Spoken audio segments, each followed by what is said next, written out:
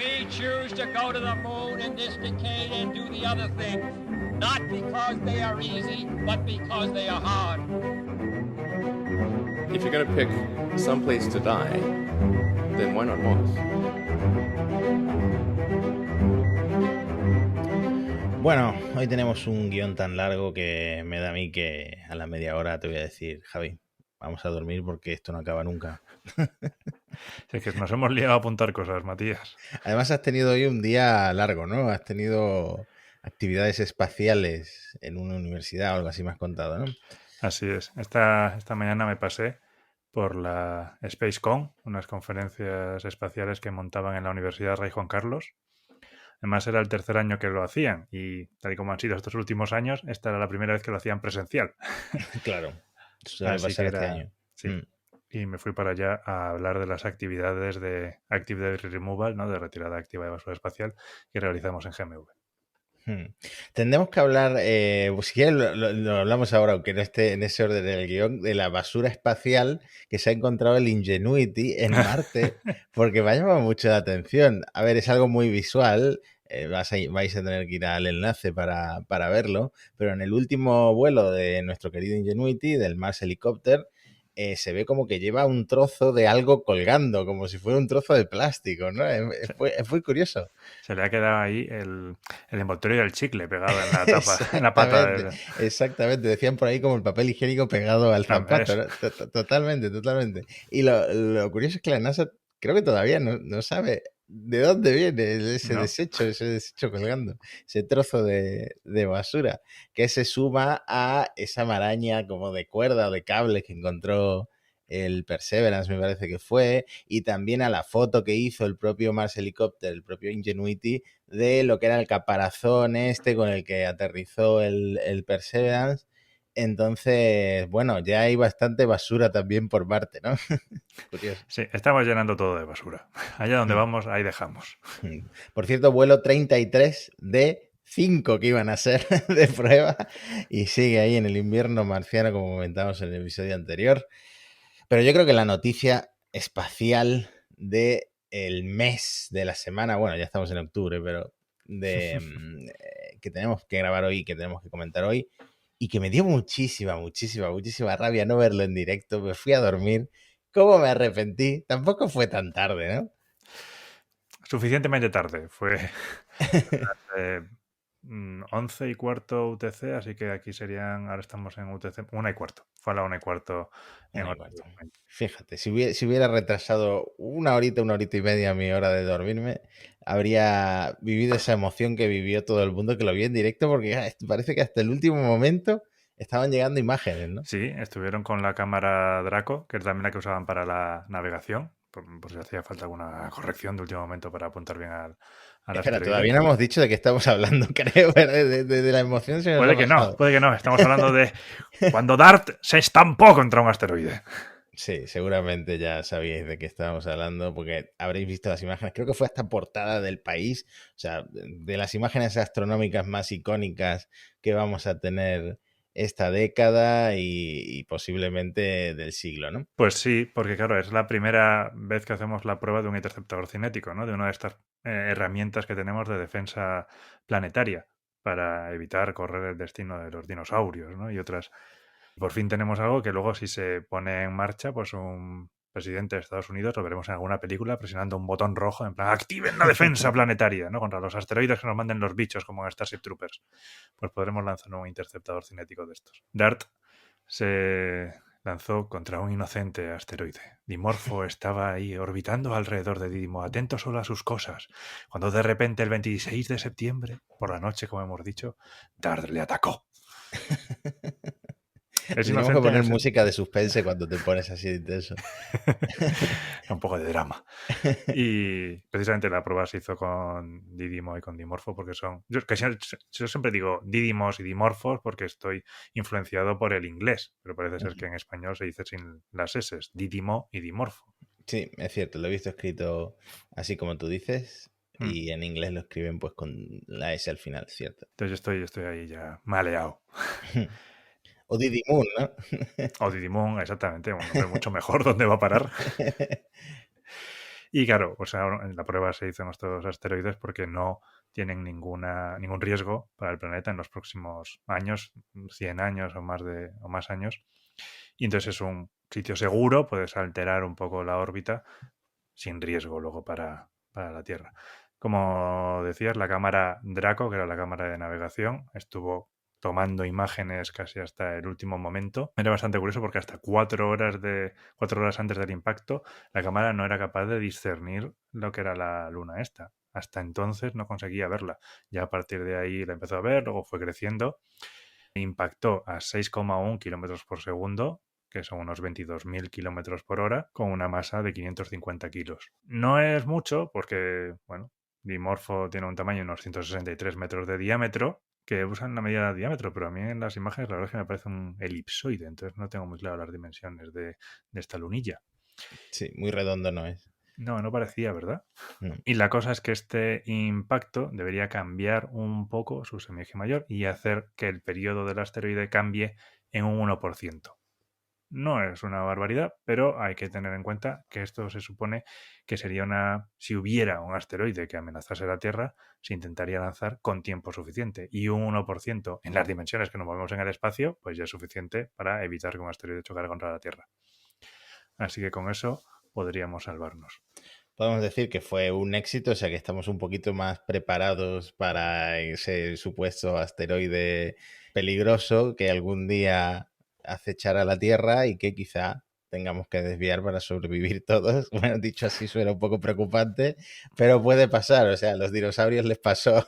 Decía mucha gente, esto es en venganza por los dinosaurios, Sí. por el tiranosaurio Rex, no sé qué.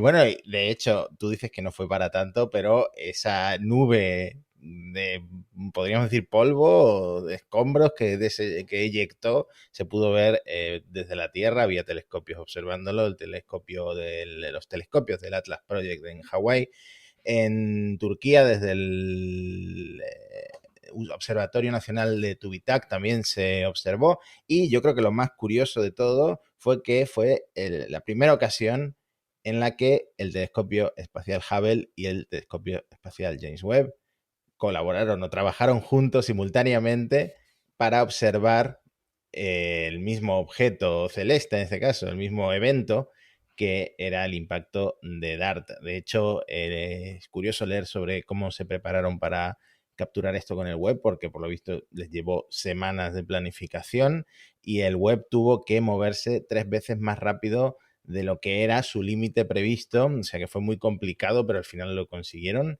Y capturó cómo aumentó el brillo de este sistema de asteroides hasta 3 veces después del impacto, y ese brillo se mantuvo estable durante 8 horas, o sea que sí que fue un buen golpe, ¿eh? Sí, además el tema este de la nube de eyecta, que es como lo llamábamos cuando hacíamos los estudios de los CubeSats, es bastante importante porque también influye en cómo sería el impacto de DART, ¿no?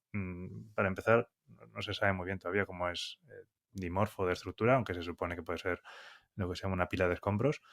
Pues claro, si lanza mucho eyecta, el impacto es más importante. Esto es casi como un motor cohete, ¿no? Estás expulsando material y entonces eso te afecta con el empuje. Entonces, cómo se genera la nube eyecta y cuánto expulsa es muy importante para analizar el efecto, ¿no?, que ha tenido este impacto. Pues curioso, y volveremos, yo creo, a hablar de DART cuando salgan estudios sobre estas observaciones, pues que van a identificar un poco la composición del asteroide, los efectos del golpe, etcétera, etcétera, etcétera, ¿no?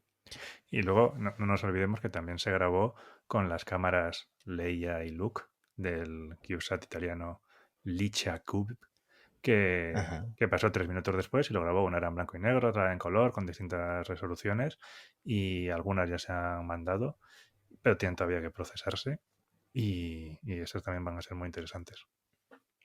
Bueno, quería aprovechar, perdón por cambiar tan rápido de tema, pero es que tenemos tanto que comentar, para, ya que mencionamos el Hubble, hablar de lo que han anunciado la NASA, SpaceX y lo que sería este programa de lanzamientos privados capitaneados por Jared Isaacman, el millonario de la misión Inspiration 4, las Polaris, que ya daba muchas pistas la rueda de prensa de la NASA porque los invitados eran los que eran, entonces había gente especulando qué van a hacer, van a reparar el Hubble.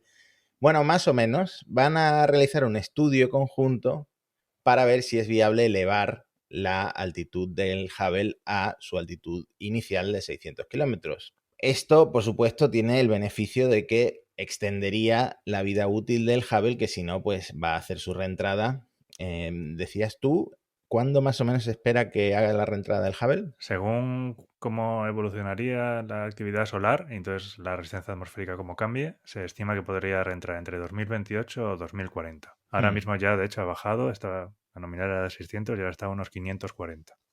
¿Y cómo funcionaría esto que están planeando SpaceX y la NASA? Pues es interesante, porque no parece que vaya a ser una misión tripulada, sería simplemente un acoplamiento con la Dragon, porque hay que recordar que el Hubble está en una órbita tan baja en Leo, no está en una órbita de Lagrange como el James Webb, o no está en una órbita mucho más alta, que no tendría resistencia aerodinámica, para que las lanzaderas pudieran llegar hasta él y repararlo y cambiarlo, cambiar instrumentos, cambiar sistemas. Por supuesto, una de las misiones más famosas fue cuando subieron y tuvieron que corregirle la miopía al Hubble. Y otra fue en la STS, la última que subió al Hubble fue la STS-125, que fue en mayo de 2009 con la lanzadera Atlantis, que ahí le cambiaron la unidad de proceso de datos que había fallado, entonces estaba simplemente con la de backup y era bueno cambiarla para asegurarse que el sistema pudiera funcionar. Le pusieron otros sistemas, mejores baterías, le pusieron 6 giróscopos, 2 nuevos instrumentos y le añadieron un sistema de rendezvous y captura suave, se llamaron así, para una eventual captura y desorbitado del Hubble, porque obviamente el Hubble es muy grande y si hace una reentrada no controlada, piezas de un tamaño respetable podrían llegar a la Tierra y causar daños o muertes. Entonces, quizás se acople la Dragón con este sistema de rendezvous y captura suave y entonces lo que haría era que la nave le daría un empujón, subiría al Hubble hasta la nueva órbita operacional, lo que permitiría alargar la vida útil del Hubble. No habría cambios de instrumento, no se cambiaría nada de los sistemas, sería simplemente subirlo. Y sería así porque además tenemos que recordar que la Dragon todavía no se ha aprobado para hacer actividades extravehiculares. De hecho, la que la aprobará es una de estas misiones de Polaris. Exactamente, y eso iba a decir, que esto es un poco frágil y que seguramente que se haga con mucho cuidado, como todo lo que hace la NASA, porque si te cargas el Hubble antes de tiempo, te estás cargando posiblemente una de las piezas más importantes que tenemos para observar el cosmos. Y claro, hay que hacerlo con cuidado, no como quiere hacer esto de la EVA, las misiones Polaris, que querían hacerlo este mismo año, que al final lo han retrasado hasta el año que viene, pero es que SpaceX no ha probado sus trajes extravehiculares, no ha probado salir de una Crew Dragon. O sea, tienen que hacer tantas cosas que esa línea de tiempo que propusieron, que yo creo que es cosa no solo de Elon Musk, sino también de Jared Isaacman, pero por lo que vi en el documental del Destination 4, es un hombre también muy ambicioso. Puede ser. Y con muchas ganas de hacer cosas no de turismo espacial, sino de astronauta y de piloto, ¿no? Y tengo que decir que esto sería sin coste para la NASA, sin coste para los contribuyentes de Estados Unidos, pero como es la NASA, como es una agencia pública, también otras empresas, aparte de SpaceX, han sido invitadas a proponer estudios similares si, por ejemplo, Jeff Bezos se le ocurre que esto podemos hacerlo con, no sé, un motor de una New Glenn o lo que sea. Sí, de hecho, en su día creo que también, ¿quién era? Sierra Nevada Corporation, que había ofrecido el Dream Chaser para hacer una misión de reparación en el Hubble. Pero bueno, eso se quedó en agua de borrajas. Quizás ahora se animen con esta competencia que les ha salido con la Dragon. Sí, otra cosa que vamos a dejar pendiente de ver cómo evoluciona, seguramente que todo este estudio se haga muy minuciosamente para que al Hubble no le pase nada, pero es emocionante y es esperanzador que se pueda extender la vida del Hubble, tanto como se espera del James Webb. Tenemos que hablar también del James Webb rápidamente porque ha habido algún problema con el instrumento MIRI, el infrarrojo medio, uno de los principales en los que colaboran la NASA y la ESA, porque este instrumento, que utiliza una cámara y un espectrógrafo, tiene 4 modos de observación. Entre ellos, el espectrógrafo de resolución media, que se llama el MRS. Utiliza un mecanismo para, digamos, como si fuera una rueda, cambiar el modo de observación del MRS, permitiendo a los científicos seleccionar diferentes longitudes de onda, etcétera. Pues la NASA ha detectado que este mecanismo sufre como una fricción inesperada, mayor fricción de la esperada, y por ahora han dejado de utilizarlo para ver si encuentran la manera de solucionarlo. Un poco preocupante, diría yo, esto, porque es un instrumento importante, ¿no? Pues sí, bastante. Y tener una mayor fricción puede que no sea nada o puede que acabe bloqueando el instrumento, ¿no? Con lo cual, el mecanismo, vamos. Con lo cual, sí, puede ser una cosa seria. Es uno de los modos de observación, pero ya empezamos perdiendo. O sea, si ya en el primer año perdemos uno de James Webb, pues no pinta bien. Sin olvidar el golpe este que tuvo uno de los segmentos del espejo. El C3, recuerda, sí. El C3, como nuestros C3, coches. Como el coche. Que bueno, estamos sufriendo mucho por el James Webb porque al final ha costado lo que ha costado y el lanzamiento fue perfecto, pero ahora se están encontrando con estos problemas. Por cierto, el lanzamiento y la calibración fue perfecta en principio. Para lo que fue. En principio, porque han salido, por ejemplo, hace poco salió en Nature como un reportaje de que los primeros estudios, observaciones que se hicieron con el web, los primeros estudios que se hicieron en base a las observaciones del web, mejor dicho, han tenido que ser revisadas y van a tener que ser revisadas porque estas imágenes se hicieron con una calibración, la calibración por defecto que tenía planificada la NASA, que a lo mejor no era muy exacta, ¿no? Entonces, por ejemplo, el 29 de julio el Space Telescope Science Institute lanzó un nuevo conjunto de calibraciones que son pues bastante diferentes a las originales. Entonces esto asustó un poco a los astrónomos porque se habían precipitado. Yo creo que con razón, porque todo eso que vivimos fue muy emocionante y mediáticamente, pues eso, acaparó todas las portadas de revistas, de prensa, etcétera, etcétera. Y también había que hacerlo, ¿no? Había que aprovechar que ya estaba desplegado y calibrado para lanzar ciencia. Pero ¿qué ocurre? Que si se hace la ciencia en base a unas calibraciones, pues a lo mejor las observaciones que hicieron pues de exoplanetas o de composición de objetos celestes, pues no fueran tan exactas. Sí. ¿No? Esto fue, ¿tienes ya la foto? Métela ya en el Instagram. Pero que tenemos mal el balance de blancos. ¡Tú métela ya! Y luego ya pues han lanzado la calibración correcta. No, y el problema puede ser también con, por ejemplo, el corrimiento al rojo de las galaxias, que puedes hacer mediciones de que están a una distancia o con una serie de condiciones que no sean así. Antes leía uno que decía, pues con estas hay uno que ha cambiado mucho, entonces estas imágenes deberían salir en el Hubble. O sea, parece que esto tiene más implicaciones de las que aparecía a primera vista. Bueno, ahora te voy a dejar hablar del SLS porque quizá el oyente se pregunte, bueno, ¿qué pasa al final con el SLS? Hombre, el SLS. El SLS. Pero quiero hablar de una compañía privada, Firefly Aerospace, porque ha llegado a órbita. Entre cohetes anda el juego. Claro, entre cohetes. Ha llegado a órbita en su segundo intento, un hito bastante importante, con su cohete Alpha, que, bueno, es un lanzador con capacidad de 1.170 kilos para la órbita baja terrestre, 745 para una órbita heliosíncrona, y es un cohete que aspira a ser muy barato, de 15 millones de dólares por lanzamiento, y ha llegado ya a órbita. O sea, pues eso, un hito importante, muy importante para esta empresa, que ha demostrado que ya puede lanzar carga útil para otras empresas. Ocurre que es una empresa bastante ambiciosa también, porque a pesar de que tuvieron un primer lanzamiento fallido el 1 de octubre del año pasado, un año después, perdón, el 3 de septiembre del año pasado, un año después lo han conseguido, en el futuro tienen planes bastante más ambiciosos. Por un lado, el Firefly Beta, que es como la evolución lógica de este alfa, que sería como pegar 3 núcleos alfa y hacer algo más pesado, ¿no? Para lanzar más carga, pero es que también habían presentado como un diseño de un cohete alado que luego aterrizaría esa primera etapa alada horizontalmente, que sería un 75% reutilizable. O sea que ya están compitiendo estas empresas privadas incluso en lanzamientos de cohetes reutilizables. Bueno, en el futuro se espera que Firefly lo haga.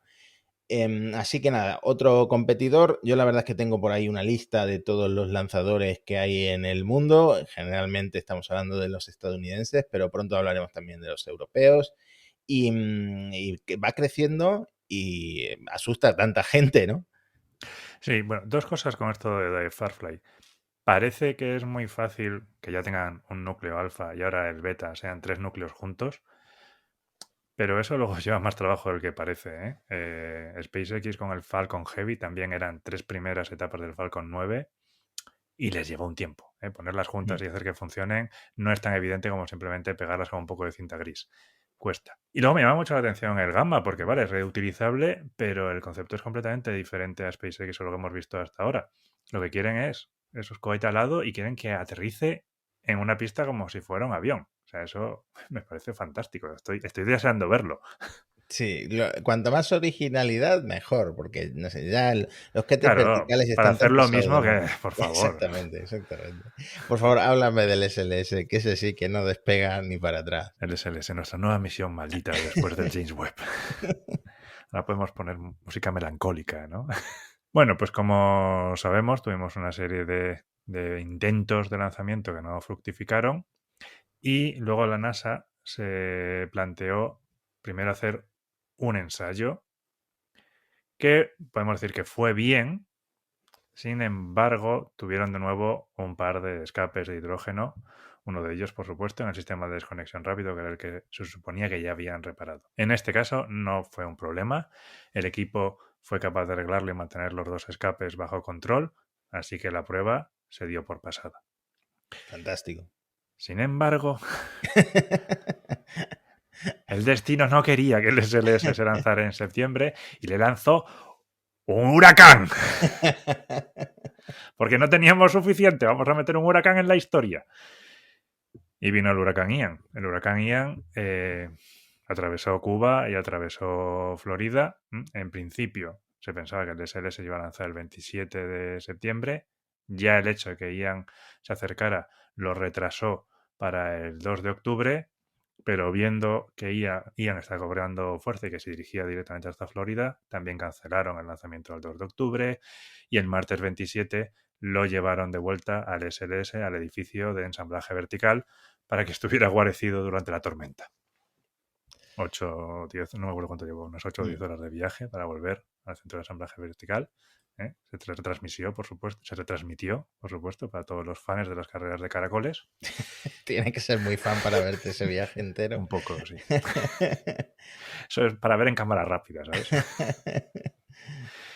Y bueno, pues Ian, eso, fue un huracán muy potente, alcanzó categoría 4. Cuando pasó por Cuba el 27 de septiembre provocó apagones en 3 provincias. Irónicamente una de ellas se llamaba Artemisa. El destino estaba ahí. Y bueno, en realidad fue dramático, ¿no? Ha provocado 3 muertes en Cuba, produjo 81 muertes en Estados Unidos. En Florida provocó daños catastróficos, se quedaron miles de personas sin electricidad. Sí, las imágenes gente refugiada en el techo. Absolutamente terribles. Vamos, que hizo bien la NASA en meter el cohete y bueno, y es dramático, nos estamos riendo porque el SLS está maldito, pero el huracán ha sido dramático, su paso Sí. por Cuba y por Florida, ¿no? Exactamente. Y bueno, un par de notas. Esta sería la tercera estancia del Artemis 1 en el edificio de ensamblaje vertical. Después de las pruebas y todo esto, no vamos a repasarlo. Pero se supone que el sistema está clasificado para 2 retornos más para este edificio, ¿vale? Con lo cual, deberíamos ir lanzando ya, no jugándonosla, porque esto de que pueda volver al edificio puede no ser una opción. Después del huracán han analizado los posibles daños que podía tener y no parece haber nada serio. Sí que parece que entró algo de agua, pero que no ha tenido mayores problemas. Y ahora mismo la NASA está apuntando a un posible lanzamiento en la ventana que se abre el 12 de noviembre y que se cierra el 27. Tienen un espacio ahí de 2 semanas donde podrían plantearse lanzar. Eso sí, ahora tienen que estudiar si les va a dar tiempo para lanzar en esa fecha con las actividades que tienen que realizar al cohete en el edificio de ensamblaje vertical. Por ejemplo, se me ocurre, yo qué sé, arreglar lo de la certificación del sistema que hace explotar el cohete si va para no debe, ¿sabes? Que igual a la Space Force no le hace gracia que se le hace con el sistema caducado. Exactamente, aprovechen el tiempo con eso. Bueno, Claro. como decíamos en el episodio anterior, vuelven a abrirse las apuestas de cuál lanza primero, si el SLS o la Starship de SpaceX, y Elon Musk habló hace poco, dijo que finales de octubre, probablemente noviembre, que ya tendrían... 2024. Ya sabemos cómo funcionan los tiempos de Elon Musk. Pero lo cierto es que tienen 2 boosters, 2 naves, van a tenerlas listas para entonces, para finales de octubre, para noviembre. Y bueno, a partir de ahora empiezan a fabricar ya stack completo de Starship Super Heavy, uno cada 2 meses. O sea que ya es cuestión de probarlas, que exploten, que pase lo que sea, pero empezar a probarlas. Queremos ver lanzamientos de estos 2 cohetes, los más grandes, los más potentes de la historia, o técnicamente lo serán. Y nada, incluso está avanzando la construcción de la plataforma de lanzamiento en Cabo Cañaveral. Ya han dicho que probablemente en el segundo trimestre del año que viene van a llevar en barco. Finales o más tarde. Me gusta la voz en off esta que aclara los tiempos de lo más. Pues van a llevarlos, por supuesto, en barco desde el puerto de Brownsville a Cabo Cañaveral, a los cohetes. Así que también eso va a ser para verlo, cómo transportan los super heavies. Y bueno, de China la verdad es que tenía apuntado un montón de cosas para que hablemos, pero podemos dejarlo en que los chinos van muy rápido. Van más rápido que el SLS y el Starship, ahí sin duda. Ahora mismo están buscando astronautas. En cuanto a la Estación Espacial China, han cambiado de ubicación el módulo Wentian que lanzaron, que lo comentamos. Van a dejar sitio para el nuevo módulo, el Mengtian, que va a ser lanzado dentro de un mes. Y bueno, más adelante el Mengtian también va a ser reubicado. O sea, siguen haciendo virguerías en la órbita baja terrestre. Pero prometimos, nos queda muy poco tiempo, pero prometimos hablar de Susi, como la llamó Daniel Marín, la mini Starship europea. Que no sé si llamarla mini Starship o la Dragon europea. Está ahí a medio camino entre las dos. Es como una Dragon venida arriba. Sí. Ariane Group, que creo que dijimos Ariane Space, pero Ariane Space es más bien como la parte operadora de lanzamientos de Ariane Group, y Ariane Group es técnicamente la que diseña los cohetes. Presentó en el Congreso Astronáutico Internacional en París a SUSI. El IAC. A SUSI, un acrónimo, ¿cómo no? Smart Upper Stage for Innovative Exploration. Obviamente ha vuelto nota que se lo han inventado para encajar Susi. La mujer de alguien se llama Susi, o alguna ingeniera se llama Susi y le han puesto Susi, lo tengo claro. Y serviría pues tanto como carguero autónomo, vamos, una Dragon, como nave espacial tripulada para misiones de Europa, pues a la órbita baja y más allá, ¿no? Es una nave que podría cargar 7 toneladas, que se monta, lo dijimos, sobre un Ariane 6, 5 astronautas, y el impulso para llegar a órbita se lo da una segunda etapa desechable, que, bueno, podéis ver el vídeo, pero tampoco es que haya muchos más detalles como para ponernos a analizar en profundidad a Susi, pero yo creo que van a ir llegando. Esperemos que este concepto que presentaron en vídeo se cumpla, pero está claro que todo esto forma parte un poco de la propuesta que hubo de la Agencia Espacial Europea, de las nuevas soluciones de transporte espacial, que más o menos busca tener lanzadores reutilizables para que Europa no se quede muy atrás, lanzadores pesados y reutilizables que podrían también en el futuro llevar una SUSI, no solo el Ariane 6. Entonces, digamos que Europa, aunque esté pasos por detrás de Estados Unidos y probablemente también de China, también quiere tener su trozo de pastel y sus vehículos espaciales reutilizables, ¿no? Sí, Susi es ambicioso, es verdad que es un poco el primero. También imagino que bebe de todos los desarrollos previos que se han hecho. O sea, Europa no tiene ninguna misión, pero sí que se han hecho muchos estudios para hacer misiones tripuladas. Y este concepto por ejemplo, ya es de 5 astronautas en el interior. O sea, no 2, 3, no, 5. O sea, ya es una cosa significativa y con una bodega de carga de 40 metros cúbicos de capacidad. No es pequeña, es importante. Sí, es importante. Quizá por eso la llama Marine una mini Starship y no una Dragon grande, ¿no? Es como la he llamado yo. La ESA también está haciendo cosas divertidas. Me mandaste el otro día un enlace de una colaboración con la Speedmaster, con la marca de relojes, con Omega, la marca de relojes, de un reloj, creo que inspirado en Marte, ¿no? No solo es inspirado, es que te da también la fecha y la hora solar en Marte. Sí, tú tienes tu hora aquí y tu hora de Marte, para cuando prepares esos viajes que vamos a hacer para allá, pues puedes tener perfectamente coordinado. Si tienes que llamar a casa, pues no pillarles durmiendo, ¿sabes? Cuando tienes que llamar a un precio realmente asequible, Matías. Bueno, las videollamadas desde Marte tienen que tener un lag, ¿no? Un delay importante entre... Sí, teniendo en cuenta que en realidad vas a mandar un vídeo sin interacción, en realidad te da igual si están durmiendo o no y nos podemos ahorrar los 7.000 euros que vale el reloj.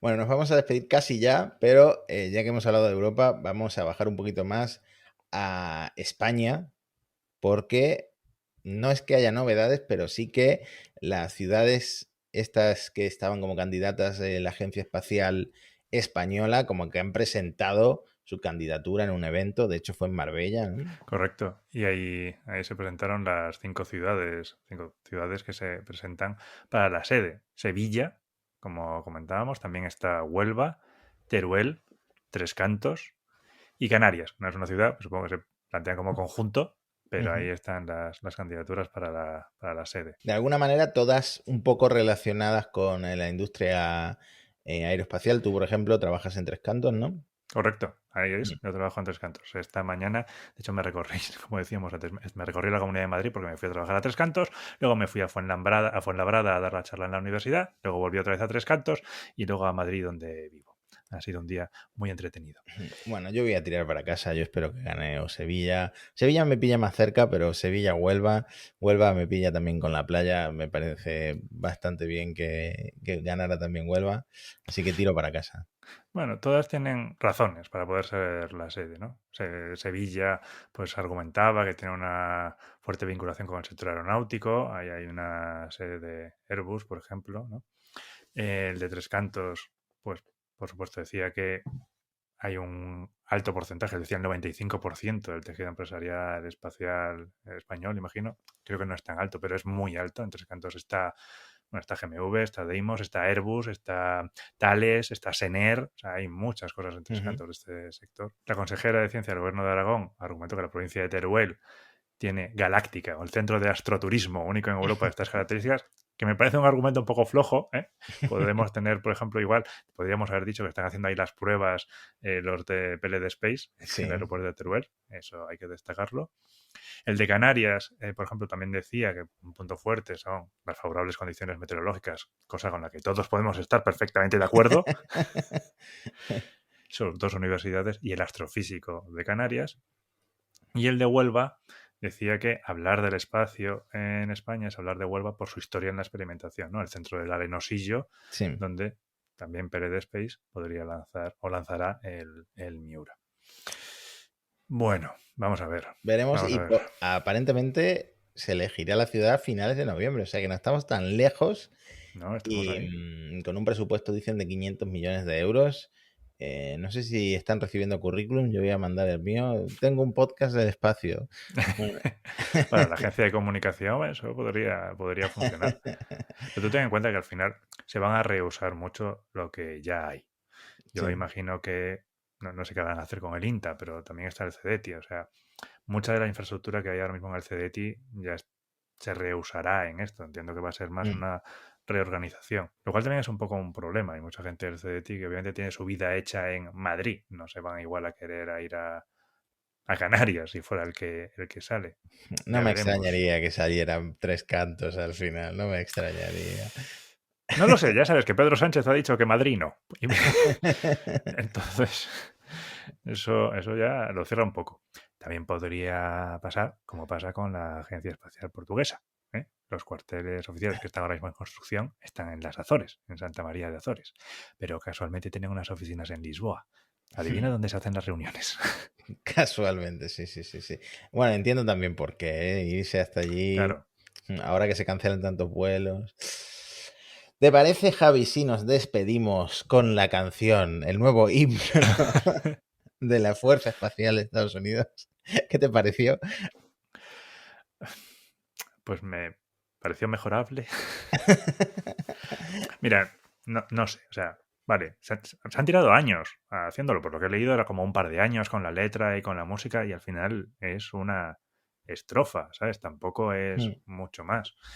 La música, bueno, supongo que tenemos que darle tiempo para acostumbrarnos a él. También te digo que tiene una parte de la letra que dice boldly reaching into space, que eso parece bastante calcado de To Boldly Go Where No Man Has Gone Before de Star Trek, ¿sabes? De hecho, ya habían acusado, me acuerdo porque hubo un artículo en Gizmodo, ya habían acusado a la Fuerza Espacial de plagiar a Star Trek por el logo que se parecía y luego ya dijeron que no, que ese tipo de... No me acuerdo si era como una flecha o... Sí, como una punta de flecha. Una punta de flecha se usa... Como que tiene su historia, ¿no? Que no solo Star Trek usa ese tipo de flecha. Igual con el tiempo nos acostumbramos a él, ¿sabes? Y nos gusta. A mí, por ejemplo, la verdad es que el himno de los, igual por la influencia de las películas norteamericanas, el himno de los marines me gusta mucho, ¿no? Ese de From the Halls of Montezuma to the Shores of Tripoli es espectacular. También es verdad que le copiaron la música a un compositor más famoso, ¿no? O por ejemplo, el himno de la marina, ¿no? El In the Navy de Village People. ¿Cómo no podemos? Bueno, es un poco oficioso, ¿no? Bueno, a ver si el himno os entran ganas de alistaros a la Fuerza Espacial de Estados Unidos cuando lo escuchéis, porque nos vamos a despedir en lugar de nuestra melodía habitual con el nuevo himno, la canción de la Fuerza Espacial, esta nueva sección del ejército que, bueno, te está dando que hablar. Nos vemos la semana que viene. Nos vemos la semana que viene, Matías. Hasta pronto. Adiós.